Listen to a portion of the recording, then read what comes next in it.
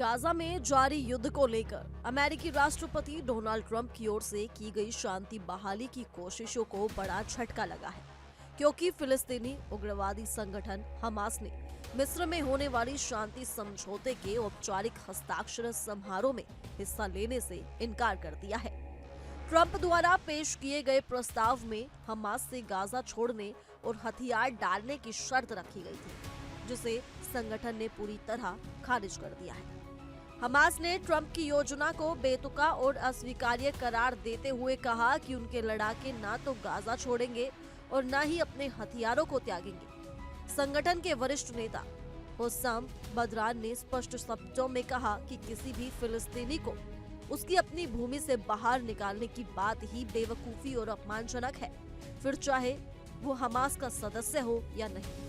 उन्होंने ये भी बताया कि ट्रंप की योजना का दूसरा चरण और भी अधिक जटिल और कठिन होगा, क्योंकि इसमें कई ऐसे मुद्दे शामिल हैं जिन पर आम सहमति बना पाना बेहद मुश्किल है। दरअसल ट्रंप प्रशासन की योजना में हमास से ये मांग की गई थी कि वो गाजा के प्रशासन से हट जाए और खुद को पूरी तरह से निरस्त कर दे, लेकिन हमास ने इसे सिरे से नकारते हुए दो टूक कहा कि उनके लिए हथियारों का त्याग किसी भी परिस्थिति में संभव नहीं है।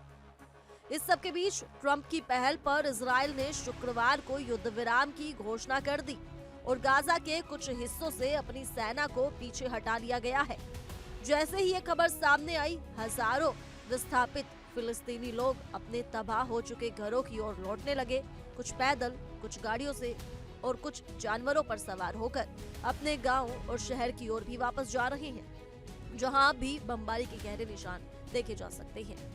शांति समझौते के पहले चरण के तहत हमास को सोमवार दोपहर तक 47 इजरायली बंधकों की रिहाई करनी है, जिनमें कुछ मृत और कुछ जीवित हैं। इसमें एक ऐसा इजरायली भी शामिल है जो साल 2014 से हमास की कैद में है। इसके बदले में इजराइल को 250 फिलिस्तीनी कैदियों को रिहा करना है, जिनमें से कुछ पर गंभीर आरोप है और वे उम्र कैद की सजा काट रही हैं। गाजा में शांति बनाए रखने के लिए ट्रंप की योजना के तहत एक बहुराष्ट्रीय टास्क फोर्स भी बनाई जाएगी, जिसका नेतृत्व अमेरिका करेगा। लेकिन खास बात यह है कि अमेरिकी सैनिक गाजा में तैनात नहीं होंगे। इस टास्क फोर्स में मिस्र, कतर, तुर्की और संयुक्त अरब अमीरात की सेनाओं को शामिल किया जाएगा। इस पहल को अमेरिकी सैन्य मौजूदगी के बिना स्थायी निगरानी की नीति के तहत देखा जा रहा है। गाजा में जारी इस युद्ध ने अब तक भारी तबाही मचाई है।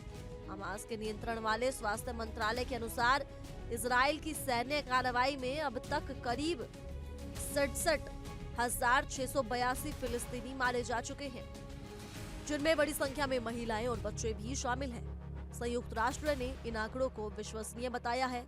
ये संघर्ष 7 अक्टूबर साल 2023 को तब शुरू हुआ था, जब हमास ने इजराइल पर बड़ा हमला किया था, जिसमें 1219 लोग मारे गए थे, जिनमें ज्यादातर नागरिक थे। इसके जवाब में इजराइल ने गाजा में व्यापक सैन्य अभियान चलाया, जिससे पूरा क्षेत्र खंडर में बदल गया।